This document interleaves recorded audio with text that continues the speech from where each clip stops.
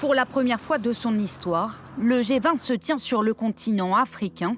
De quoi faire la fierté du président du pays hôte, l'Afrique du Sud. Vous êtes en train d'écrire l'histoire, car c'est la toute première fois qu'un sommet social du G20 se tient sur le sol africain. Et vous pouvez vous en féliciter. Objectif de Cyril Ramaphosa, mettre les problématiques des pays en voie de développement au centre des discussions.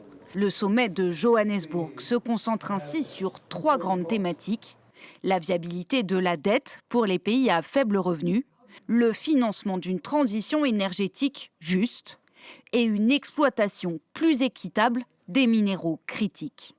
Des questions cruciales pour de nombreux pays confrontés de plein fouet aux dégâts causés par le changement climatique et par l'augmentation des niveaux d'endettement.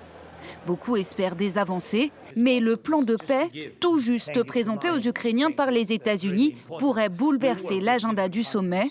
Les États-Unis, grand absent de ce G20, officiellement en raison d'un désaccord sur les thématiques, un boycott qui fait aussi écho à de graves accusations formulées depuis des mois par Donald Trump à l'encontre de l'Afrique du Sud, où se déroule, selon lui, un génocide contre des fermiers blancs.